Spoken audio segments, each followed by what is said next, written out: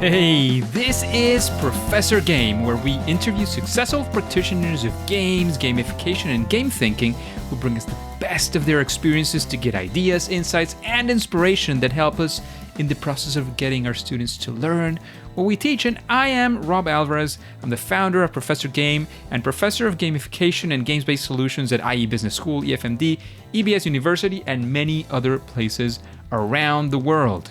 And if this content is for you, then please go ahead and subscribe to our email list for free at professorgame.com/subscribe. Hey, Engagers, and welcome to another episode of the Professor Game podcast. And we have Joe with us, a very special guest.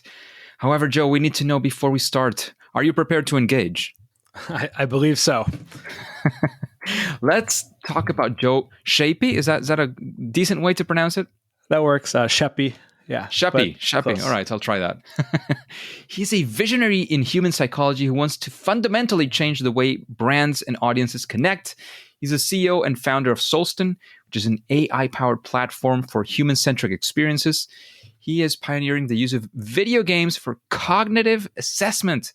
This opens up new possibilities for not only the gaming industry, but for mental health diagnostics and treatment. He has plenty of experience leading UX strategy for Big Fish Games and MRM, McCann, and his impactful work as a startup advisor, adventure-based psychotherapist, and ski ambassador for the North Face. He's intrinsically understanding the power of people-first approach and is ready to help companies create healthier and livelier experiences for users without leaving them overstimulated and disconnected from the real world. So other than that, is there anything we should know about you, Joe, that hasn't been said yet? Wow, that's quite the intro. No, I think that pretty much covers it. Yeah. Amazing. So, Joe, we always like to dive in to understand our guests a little bit better. So can you guide us through a day, a week? We kind of want to be in your skin for a little bit and understand what it feels like to be Joe Schaeppi in these days. Sure. Running a company in 2023 is interesting. I was just talking to someone about how just in the United States, last year, there was about 7,000 companies that were founded that got venture backing, venture funding. And this year, it's only been about 1,000. The overall entrepreneurial landscape is very different than it was before. And I think your number one job as a founder or somebody building a company is, at the end of the day, making sure that your company has the money to run, to grow, and thrive. And it's very close how well we take care of our team and make sure that we're really optimizing the ideal environment for the team, because I'm a firm believer that what the team has and what the team does reflects at the end of the day on our product, on our experience, on our science. But if you don't have any money, you don't have any team. So a lot of my my day-to-day, it's still focused with whether it's talking to investors, talking to customers, making sure that the experience continues to grow and scale with our customer base. We work with many of the top companies in the gaming industry. So that's from Epic to EA to Supercell to you kind of name it. So that's really important. Customers are very important. And then, ensuring that, I think Mark Randolph said this to me, the founder of Netflix, but he said, you really only have two jobs, and it's making sure you have the right people and that they have the right information. So a lot of that is my day-to-day, is making sure that we have the right people, they're in the right positions, and that they have the right information to really excel and grow. That sounds like very good advice, to be honest, because, there's lots of things CEOs do. I've also heard that the first product manager of any product in any company tends to be the CEO, right? Yeah. Yep. But a lot of that job as well is getting the right information at the right time, right? Being a product manager. So it sounds like pretty good advice, and I hope it's been working out for you in that sense. We're getting there. And I think it's a journey. We started this about 6 years ago, and originally I was the person that developed all of our psych assessment stuff, the product, the UX, the UI, because that was a big part of my past. And you kind of go from being a player to a player coach to an orchestrator. So I think there's another person that mentioned to me, he said, a lot of founders who they're the type of people that can create something from nothing. So it's not always interesting for them to run something once it's up and running. But for me, Solsten's this has been a lot of my life, my passion, human understanding, how we improve experiences, flow state, human awareness. So for me, it's a joy to be able to help navigate the ship with an incredible team towards some really cool breakthroughs, I think. Well, it sounds like you have an amazing job for sure. And Joe, we like to talk about the highs. We've been listening to some of the great advice you've received, but of course, great advice usually comes from a place of learning. And we like to talk about our first attempts in learning or first or fail moments, right? So what would you say is in the gaming industry, creating games with a purpose as you are now? What would you say is maybe your favorite fail or a significant one that has led you to big learning or to lessons that you would have probably not expected? And essentially, we want to be there in that story. We want to be there with you and take some of those lessons home.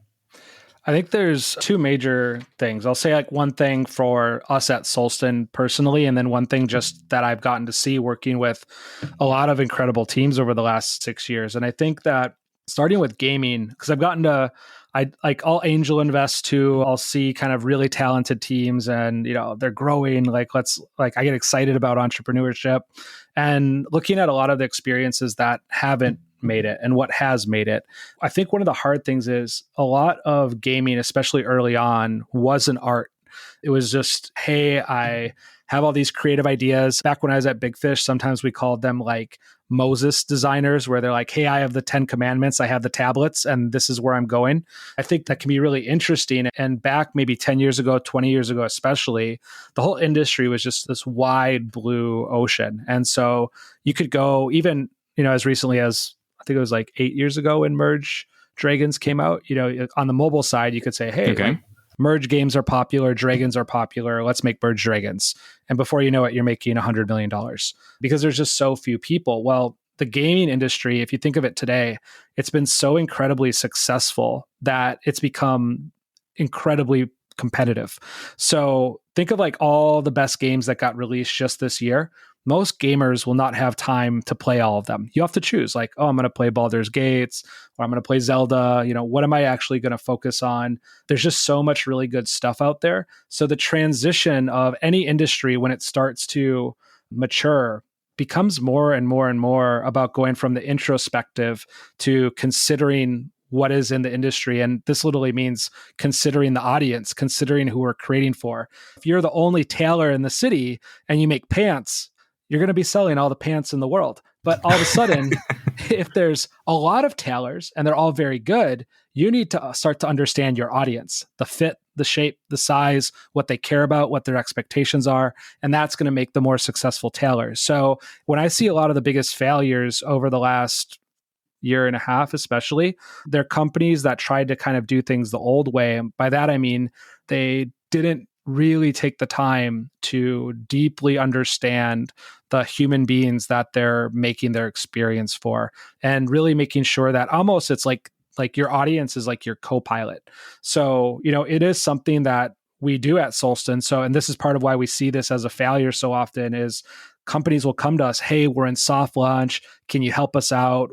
We've spent a lot of money and things aren't working how we hoped. And we'll go in, we'll look at the audience, look at the game, and we'll come back and say, hey, you guys basically made a game for the totally wrong audience. And so by that time, the sad part is you kind of at that point, you're better off sometimes killing the thing and moving on. And I always see it like some of the most creative people in the world are in the gaming industry. And when you spend 2 to 3 to 4 years building a game, and that game doesn't work, to me, that's a tragic loss of talent. So yeah, I'd say the number one failure we've seen recently is because of the gaming industry's success and because people are so good at what they do, there's so much more competition and avoiding understanding the audience and thinking, hey, I'm the gamer, I play these kind of games.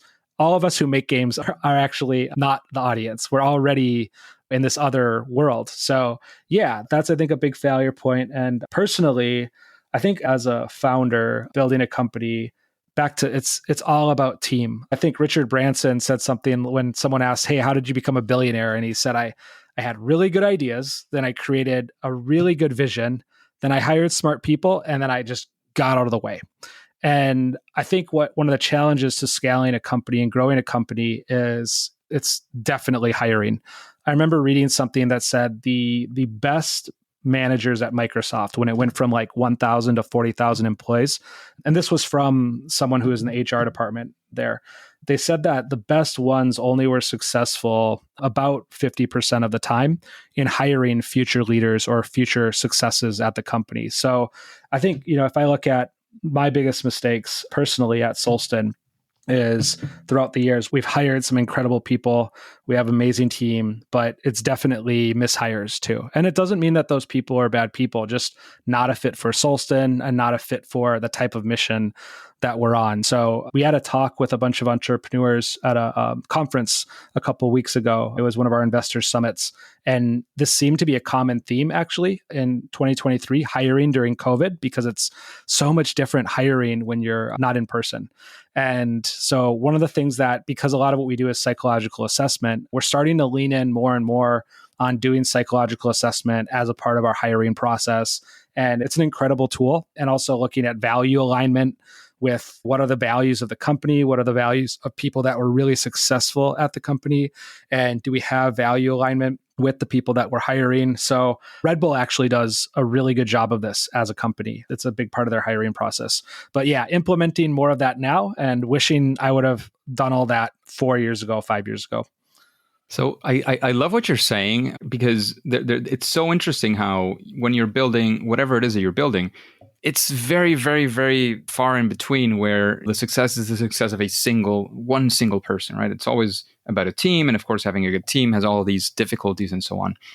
And you were saying, it was something that you were not having a great time doing. Is there, again, because when we get to specific examples, people can relate to them a little bit better and really understand and grasp what was the extent to what happened. Of course, you don't need to name any names or super detailed specific, but do you remember maybe one of those hires where something went wrong? What is it went wrong? And perhaps what would you have done different with maybe that specific hire? Again, you don't have to mention the title, the person or whatever, just not to relate it personally. Is there one of these experiences that comes to mind? Yeah, I think it's very easy to get excited about people's past. It's very easy to get excited about what they've done. The problem is that what people have done is only one element of a predictor of future success. What we found actually, past achievements based on who we've seen perform within the company probably only account for about 25% of predicting success. Huh. The other and bigger one is the person's attributes. The third one is their motivations. And then a fourth is their actual skill set. And I think one of the scenarios where when you're growing a company, it's so hard. Like, we're from a financing perspective, we're past our Series B now, we're in our growth stage. It's so hard. And sometimes people come along who either they're friends or they've done a lot, and you're like, wow, they did this at this other place. Like, they'll definitely really succeed here. I think game teams fall, this is maybe an answer that can knock two birds down with one stone, because I see a lot of the games that we've seen fail over the years have suffered from the same sort of issue. Like, we worked with one game company, and the person who is leading the game said, I'm one of the best match 3 designers of all time. And that's already a bold statement, and we should probably be pretty skeptical. But that person had worked on a match 3 game at one of the top gaming companies in Europe. And I'm not going to name the game, we can probably guess. Sometimes just because that past experience is there or that the credentials are there, it doesn't always mean that person's going to be really successful. Where the opposite of that, like we've seen too, where a person has zero background in gaming, hasn't worked at any of the big game developers, has even like minimally cares about gaming. They're like, yeah, but they're really interested in what our mission is as a company, of how, because a lot of what we're doing is we're literally building out the cognitive layer of the internet. And they're like, wow, I can really see how moving from an internet of relevance, where it's like what I click is what I'm shown. Everyone's had Instagram or Amazon follow you around with like irrelevant ads, for example, to, to an internet where it feels a little bit more like Breath of the Wild, and it's inspiring, and it's like cognitively it resonates with you, and it's enduring, and you leave the experience feeling better than you did entering the experience. So how do we talk about things like regenerative technology? And some of the best performers at the company have been people that didn't have all that other stuff. And so I think, you do your best, but sometimes just stopping with, hey, they were amazing at enter name brand company that is highly respected. It's not the full picture. And just because there's been past performance doesn't mean there's always going to be future performance. So yeah, I think it's either way. When you interview someone, there's a lot of trust involved. It's a time, it's a set place, and you're kicking off a journey together. But the more we can get to know people up front, like this is one thing that I think we lost during COVID was in-person interviews and flying people out, spending time with them, getting dinner with them. These things can really go a long way. So yeah, whether you're a game studio or an entrepreneur or building out a company, hiring is, I think it's one of the most important things in crafting that team. It's kind of like when Iceland played England, right? Like England was a team of absolute superstars, and Iceland was able to beat them because they really played like a team. So, how do we architect the best team possible? And that's where I feel like we, as a company, we haven't failed there, but it would be failure if we haven't learned. And I do feel we have just learned a ton. Amazing. I think there's a lot to learn from those types of experiences, right? There's many ways in which you perhaps could have failed and hopefully didn't. But thinking about things from a different perspective is, I think, one of the things that games have taught us directly or indirectly, right? Like you don't have just to see from the typical way the way you've always seen things. Give it a different angle, a different spin, and you might be onto something, right? So Joe, actually, let's give it a spin itself, right? So we've been discussing these not so good experiences, this time where it didn't go right or where you think things could have gone in a different direction from the start.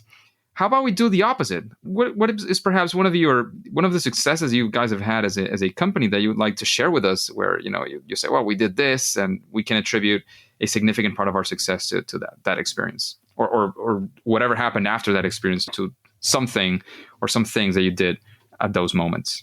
Yeah, so I guess you're going to love this, Rob. I'd say building an incredible team.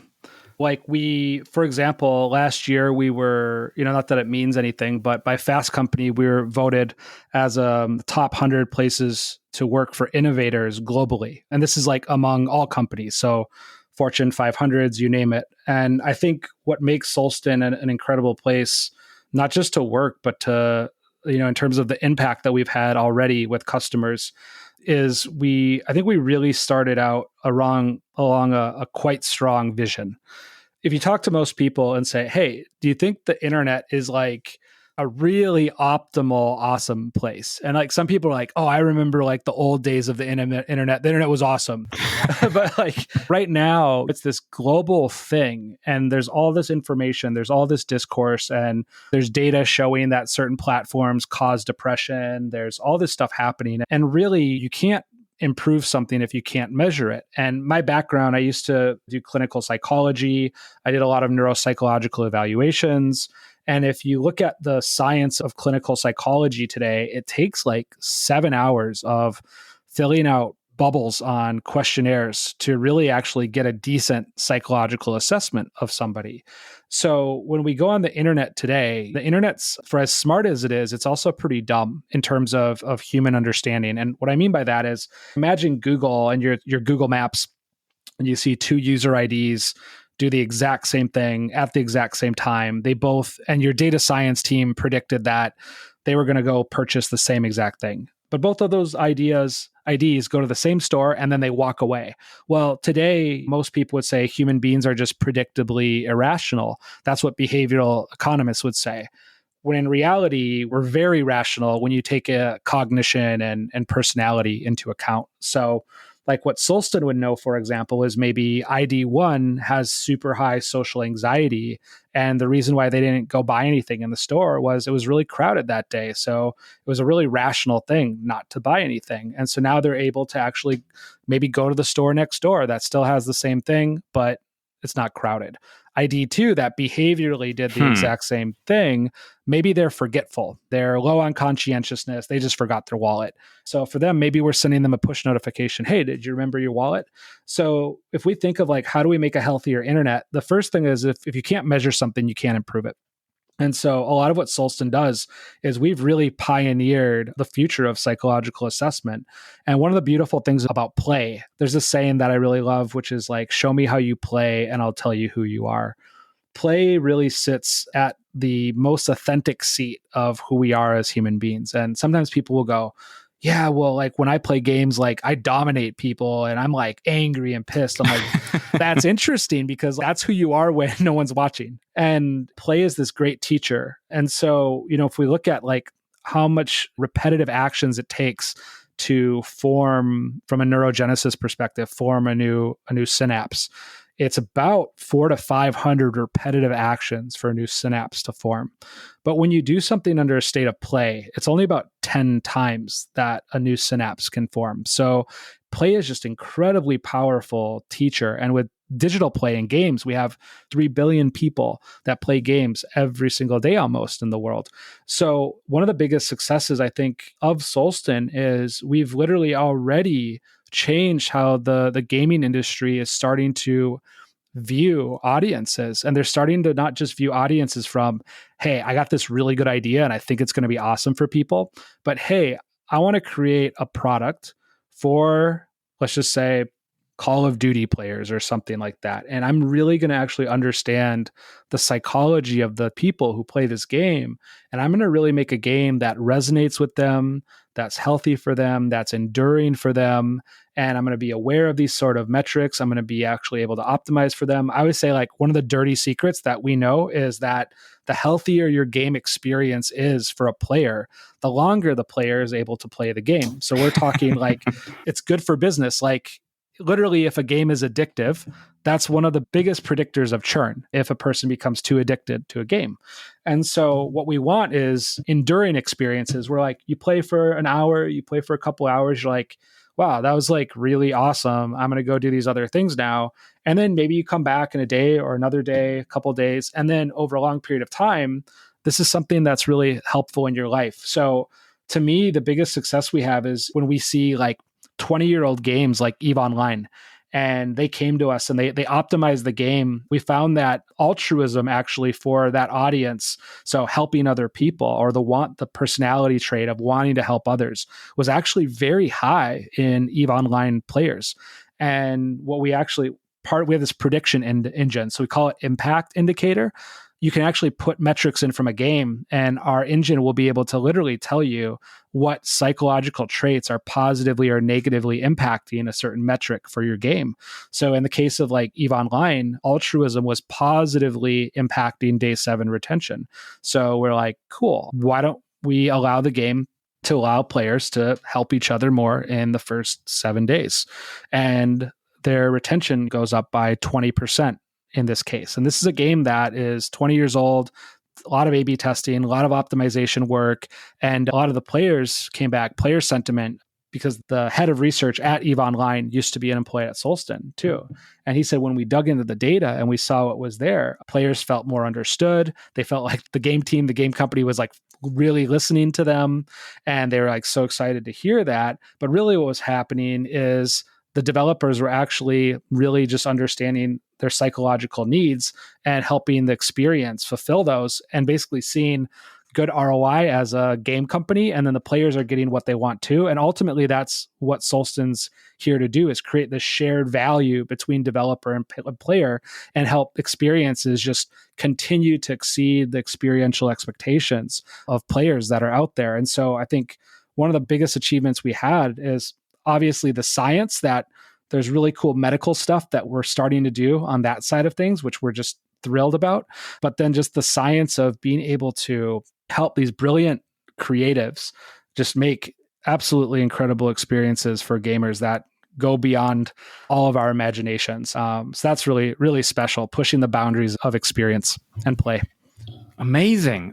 So, Joe, very quickly, you've had a lot of experience with gaming and definitely with what you've been doing for the past few years with Solsten. If you were to create a new game experience, I'm sure it would start definitely by the understanding your players and their psychological profiles. Would you have a process? Like, how does that work? How do you do this? We want to get into your head a little bit and see perhaps if we can take some ideas to implement ourselves. Sure. So first off, I have to give the don't try this at home. And where I'm coming from with that is, so psychological assessment is really, really hard to do. Like, if you go to the psychologist today and you say, hey, I don't know if I'm depressed, I don't know if I have ADHD, like one thing they'll probably start with is giving you something called the MMPI. It's about 500 questions. It evaluates a number of different mental health issues or disorders. And it does so at an accuracy rate of like anywhere from like 80% to maybe 97% in best case scenario. And if you're a medical doctor, and someone told you, hey, you know what, we're going to do this surgery, but there's a 15% chance that I'm completely wrong, you'd be like, nope, I'm going to go get a second opinion. But in the case of modern psychology, the best tools we have are these like self-report tools. And so it's not a survey. It's not like what you're doing is figuring out what specific questions actually measure a trait or a mental health issue like depression, for example. And some of those questions have more validity for different populations than others. Like in the United States, there's something called the PHQ-9. It's 9 questions that measure depression. Your doctors might give it to you. It's has okay validity for the US population. It has like really bad validity for some countries in Africa. It has actually bad validity for other doctors. So if a doctor has depression and takes it, it's not valid. And so one of the big challenges to begin with is measuring psychology is really, really hard. In the 1960s was basically when cognitive psychology really started to take hold. And, today now we have cognitive behavioral psychology. Well, pre-1960, it's not that people didn't believe that human beings didn't have cognition. They didn't just think we were like these behavioral zombies. It's just that we didn't know how to measure any of it yet. And we started measuring it through self-report questionnaires. And so the science really has not evolved. Like we're here, it's almost 2024, and we're still using the same science to measure cognition that we used in the 1960s, which is mostly self-report questionnaires. And the problem with self-report questionnaires, and I hope this isn't a huge news flash for most people, but it could be shocking, but human beings are very poor observers of our own cognition. We lack a lot of self-awareness, in other words. Jung said something like, most people have thoughts and accept those thoughts as truth. The other scary part is about 20 to 30% of the population doesn't even have an inner dialogue. So that's another topic. But if you have thoughts, if you're one of those other 70 to 80% of people that has thoughts, most of us just kind of accept those things to be true. And if you actually look at what a good thinker does, because a lot of our thoughts are not true, you have kind of a devil. Probably, yeah. Yeah, they just happen. They arise. And you have a devil and an angel, and you debate those thoughts, and then you discuss those thoughts with other people who are objective as they can be. You get different ideas, you triangulate, and then you kind of get a sense of whether that's a good thought or not. And you can kind of do that with your personality too. Like I'm half Finnish, and let's say there's a person up north, and they're in Oulu, and they say, I'm a really extroverted guy. I'm like super extroverted, because they're basing that off of their community and the people around them. And then they like go on a trip to Puerto Rico and are like, I'm not that extroverted, actually. Maybe in the north of Finland they are. But a lot of who we are and who we think we are is based off of our surroundings and our experiences. And so how we do what we do, getting to that, is we said we got to go beyond what has been just questionnaires and things like that. So we built an adaptive psychological assessment. What that means is, if you're familiar with like things like the SAT or ACT, and how there's a machine basically asking you questions, and if you're getting good answers for physics questions, for example, it might give you an even harder question. Well, our assessment, what it does is it pulls from a big item bank, and that means big bank of questions, basically, that are already pre-validated to measure what they are trying to measure. So if they're trying to measure extroversion, we already know that question's really good at measuring extroversion, for example. And so what happens is when people are playing a game or using a product, like we work with non-gaming companies too, like Peloton, for example. But when they're using a product, there's a pop-up and it says, hey, we want to improve your experience. Are you willing to take a 10-minute questionnaire? They click on that. They go into our environment. So one of our firm beliefs is that privacy is power. So we never collect any personally identifiable information whatsoever. That's part of where a lot of game companies like to work with us too, because we're separating the real identity of the person from their psychological information. They take this adaptive assessment. And this is kind of like, since I'm using doctor metaphors, it's kind of like a COVID swab or like a strep test. It's a small sample of the overall audience. So we're randomly sampling the audience. Players then click on a deep link and they go back into the game. Now, what happens next is the show me how you play and I'll tell you who you are part. So now as people are playing the game, what we're doing is, so let's say you rebuild your base like really fast. And we can see that in that environment, that's actually a predictor of psychological resilience, how likely you are to bounce back from a negative experience. And then what we're able to do is cross compare that against the questionnaire that we have to make sure that it actually has good validity. And then we're saying, okay, cool. We can actually now measure through play in this environment resilience.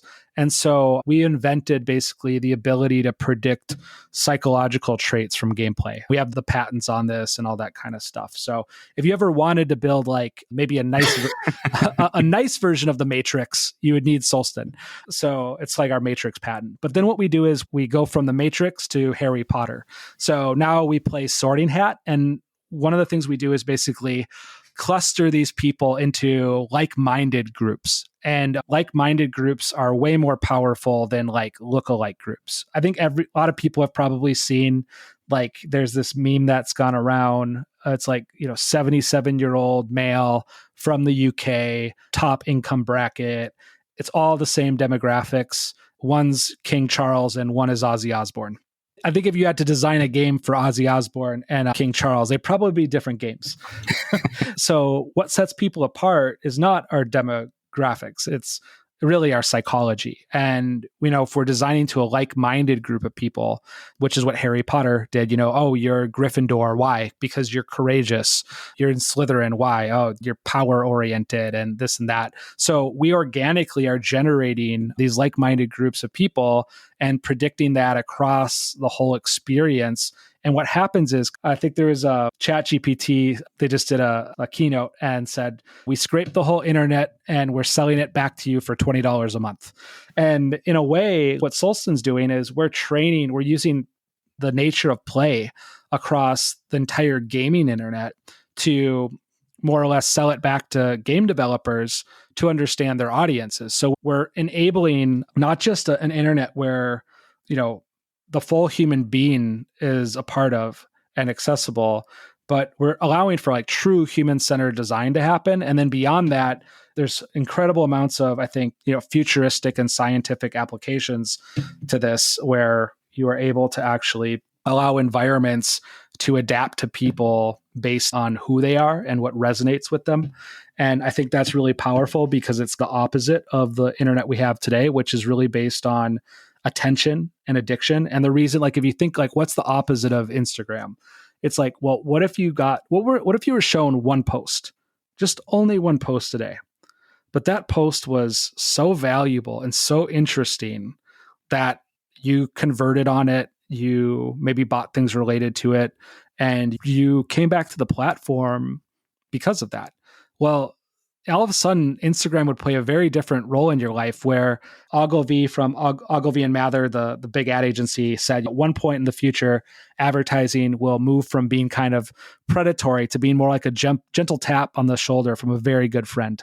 And I believe that there is a future where that gentle tap could be there, but that doesn't happen without the human psychology part of it. So, for us, building that out, creating that, enabling that reality to happen, and doing so in a way that's privacy forward and anonymous, where every human being owns their own psychological profile and can snap their fingers and take themselves out of the system when they want to. We see that as a world where we can build an internet and a digital environment that's regenerative, meaning people get more from it than they put into it, rather than the one we're at right now, which is, in the most cases, people get done with their internet time and feel a bit drained, which is not ideal. Absolutely. So Joe, let's go to the rapid fire section of the podcast. And we would like to know if there's any, you've been listening to these questions. You have an idea of what the podcast is about now. Does this ring any bells to you when I tell you, like, if you wanted to have somebody else on the podcast, would you recommend a featured guest? Who would you like to listen to, essentially, in a future podcast episode? Because like all of the amazing people that I get to talk to, a lot of these people. David Helgeson's one of my favorites, the founder of Unity.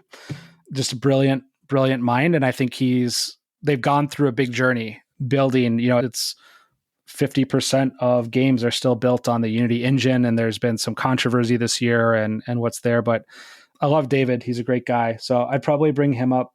And then outside of that, I think there's some really good thinking that's happening. And it's not one particular person, but especially in the adventure therapy and adventure psychotherapy space, that's what I specialized in. So there's a book called Adventure Therapy. I think Gillis is the last name, and Russell are the two main authors of that book, professors at the University of Georgia, I believe. But I think these people can offer really deep view of play and the healing side of play and what play is really about.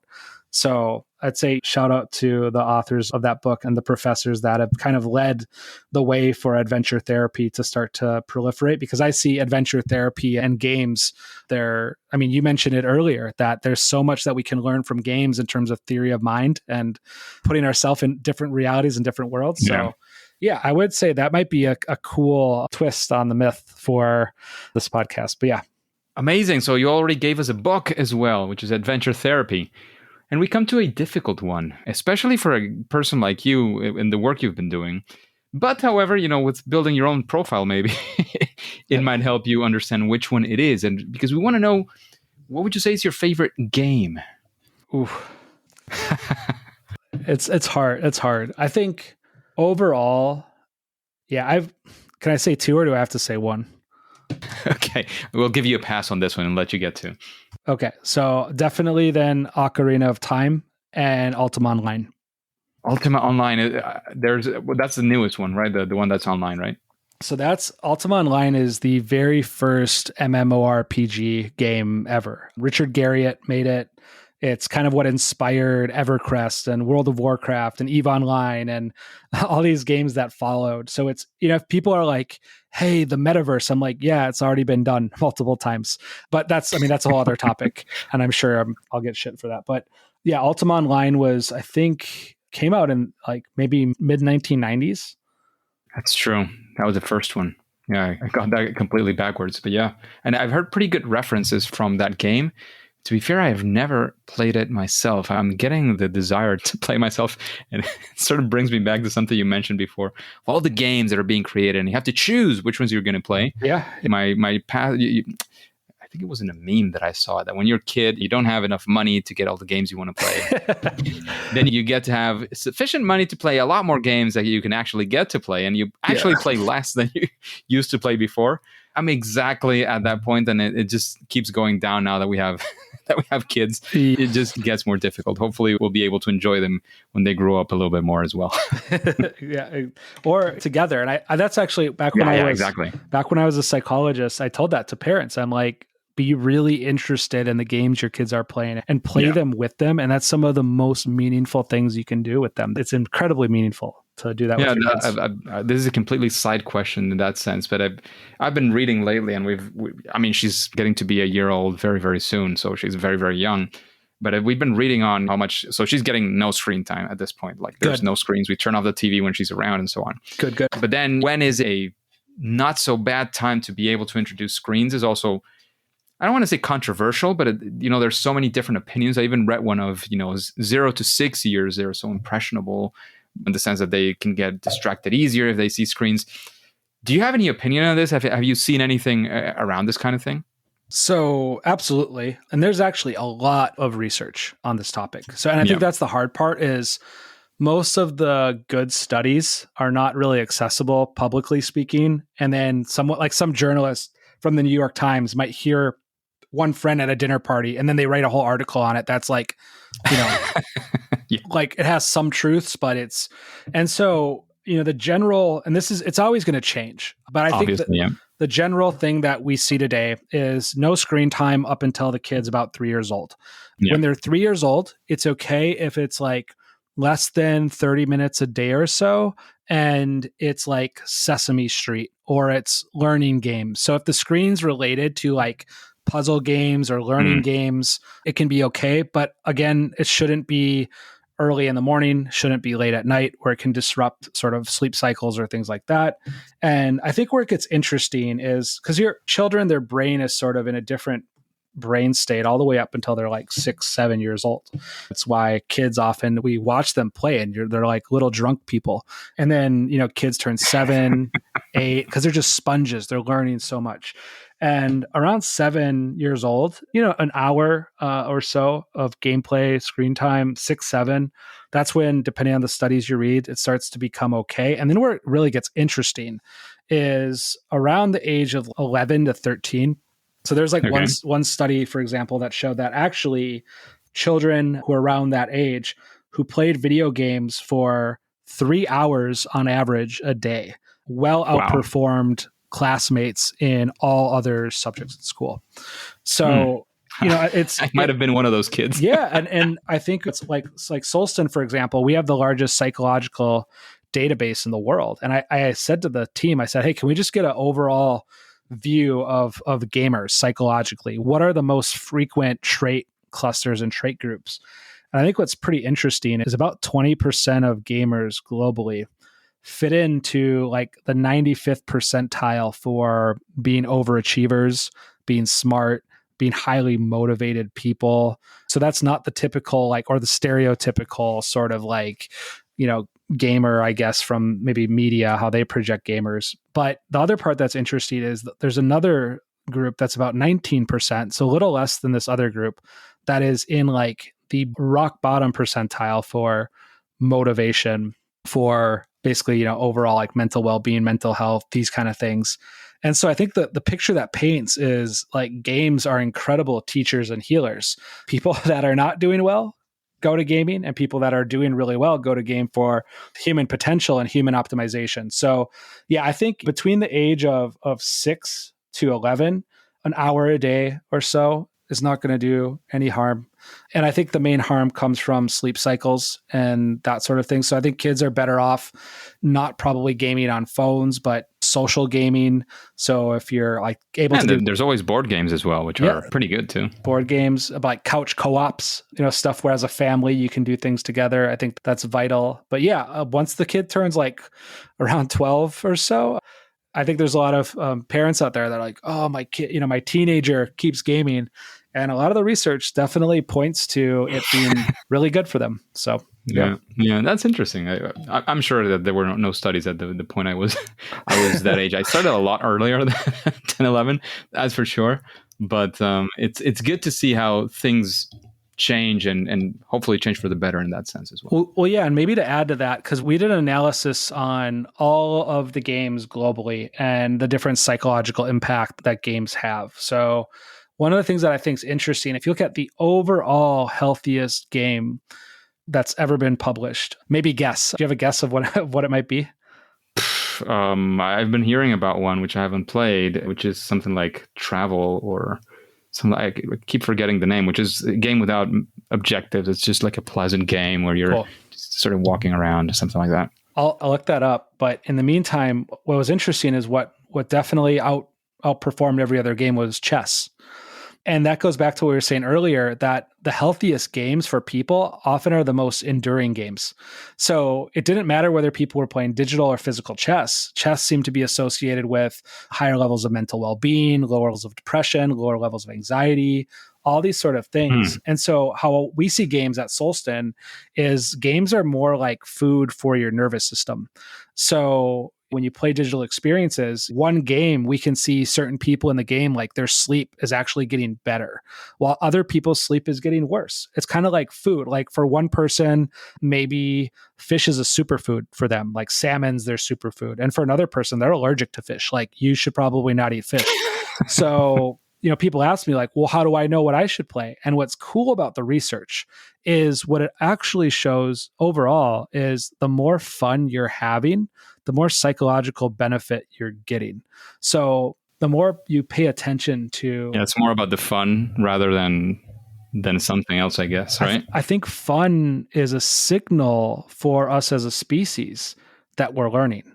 It's, learning is fun and growth is fun. And I think it's almost like when you follow your fun, and by fun, I don't mean necessarily like hedonism and pleasure, because that can lead to drug addictions, for example. But like when you follow that lightness, that joy, that enduring joy that's there, oftentimes what happens is that's just your body signaling that you're doing something for your nervous system that's awesome for it. And deep down, it could be the actual specific game mechanics that are actually, there's a thing in adventure therapy called kinesthetic metaphor. It's how our body moves and how we learn through our body. And it's one of the ways we learn as human beings. And that's why kids physically play. But I think that's a big thing that gamers do as well. There's some research showing that the more you really like your avatar, or if it's like, a character in the game or a book, it's maybe Harry Potter, if it's a book, the more you relate to that avatar, the more likely, if you look at like brain imaging and things like that, your own brain will fire up when you're standing on a big cliff, as if you were actually standing on a big cliff. So we have this sort of like embodiment that happens that's really interesting. And so I think if we really relate to the theme, if we relate to the characters, we get pulled into the story. And then there's like these interesting metaphors that can take place as we play, whether it's losing or winning. Some really interesting growth happens because of that. So it's good with games anyway, to follow that fun. Amazing. And we're definitely way above the time we usually have for an episode, but this has been a lot of fun. And I think there was a lot of interesting info that you were sharing. So I definitely didn't want to stop at any point. But time is basically up at this point. I don't know if you have any final message you want to give us, of course, where we can find more about Solsten, about the great work that you guys are doing. And then we'll say that at least for now, it's game over. Yeah, just really appreciate you having me on and taking the time today. If you go to solsten.io, you can learn more about our business. If you go to wellbeing.solsten.io, you can actually take a little assessment there and see some cool stuff about your own psychology and brain, which is pretty neat. It's actual clinical grade assessment. So it's something that your doctor might make you pay like $1,000 for. So it's a free tool that we put out during COVID. So that can be a nice way to learn about us. And yeah, I think we have a newsletter as well on the website. So if you want to keep up to date with us, that's available. But overall, Rob, just really appreciate you having me. It was great having you, Joe. Definitely plenty of stuff to think about after the podcast and to analyze and to continue researching and continue thinking about. For even personally, the discussion we had about kids, I'm sure I'm not the only one making these questions in their heads. Yep. It was, again, even personally, very, very interesting and very thought-provoking. Plenty of years ahead for me to still not be able to play with my daughter, at least on video games. But anyways, that was super, super interesting, as well as all of the other information. However, Joe, engagers, as you know, at least for now and for today, it is time to say that it's game over. Hey, engagers, and thank you for listening to the Professor Game podcast. And I'd like to know, how are you listening to this podcast? How are you listening to me right now at this moment? If you're doing it through any of the existing podcasting apps on your phones or anywhere else, have you followed? Have you rated this podcast? Please do so if you haven't already. Please go ahead and follow, rate, review. That way we can reach more engagers like you and achieve our fantastic mission of making learning and perhaps even life a lot more amazing. And if you want instructions how to do this, go to professorgame.com/iTunes and you'll get some instructions to some of the main ones, but it's relatively easy. Where you see those stars, click on however many stars you think we deserve and just click on it there. It'll perhaps ask you if you want to leave a review. That is very much appreciated. Of course, this comes at absolutely no cost to you. And again, remember, before you move on, before you click continue, remember please to subscribe or follow for free using that favorite podcast app and listen to the next episode of Professor Game. See you there.